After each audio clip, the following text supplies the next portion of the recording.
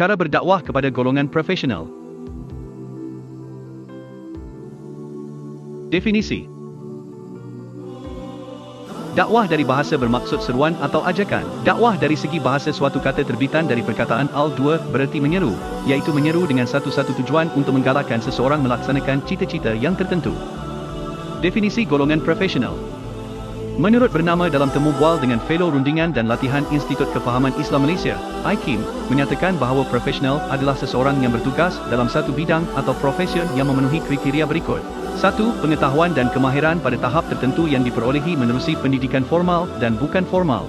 2. Dikawal sedia oleh sebuah badan, pertubuhan atau persatuan yang khusus. 3. Memanfaatkan masyarakat dalam menyediakan hikmat dan produk tanpa menyebabkan kemudaratan kepada masyarakat dan alam sekitar. Cabaran berdakwah terhadap golongan profesional.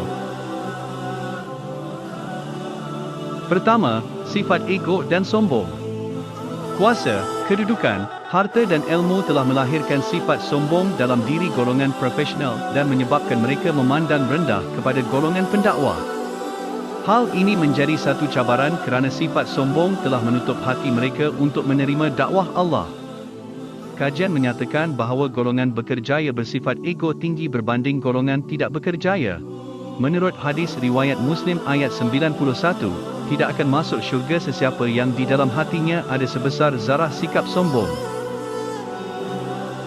Kedua, perbezaan taraf pendidikan.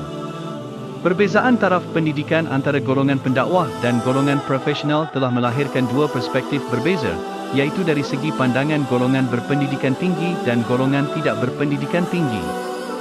Sebagai contoh, pendakwah A ingin berdakwah dengan sekumpulan pakar ekonomi tentang kebaikan mengaplikasikan ekonomi Islam pada negara.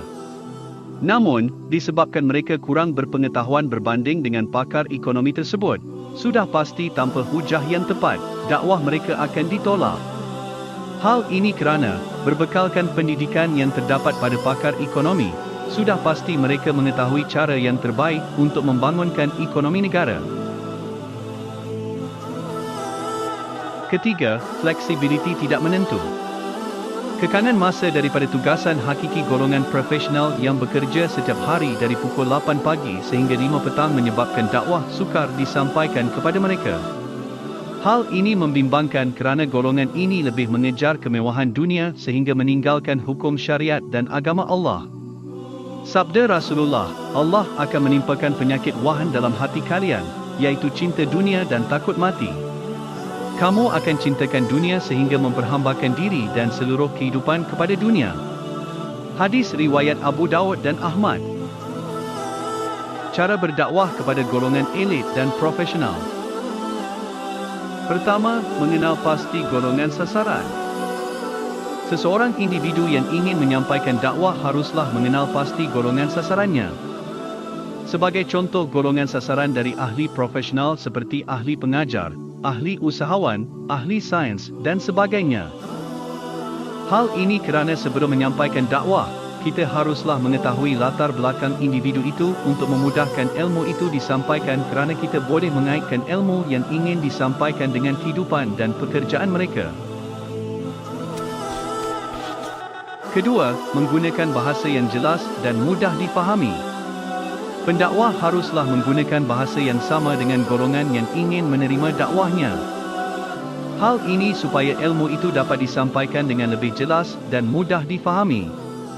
Sebagai contoh, pendakwah haruslah menggunakan bahasa yang jelas dan dekat dengan golongan sasaran supaya ilmu yang disampaikan itu tidak disalah tafsir. Pendakwah juga haruslah melontarkan suara dengan intonasi yang sesuai ketika berdakwah, iaitu tidak terlalu kuat atau terlalu perlahan mengikut persekitaran semasa.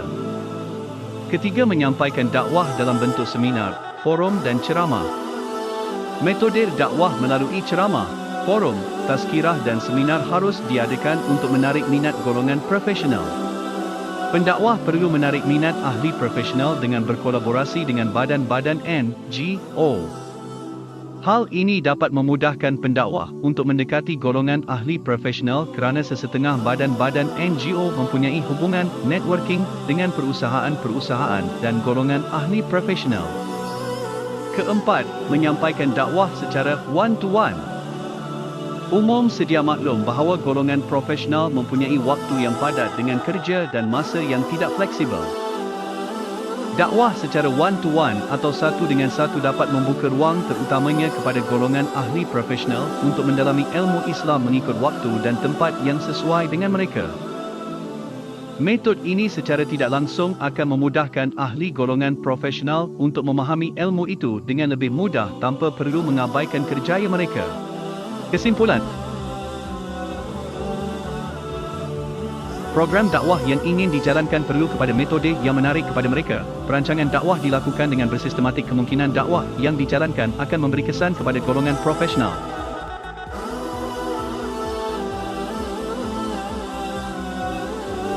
Pendakwah memainkan peranan penting dalam mempengaruhi para profesional untuk mengikuti program dakwah. Kepelbagaian program dakwah agak baik kerana ia mampu menarik profesional untuk mengikuti program dakwah yang dilaksanakan.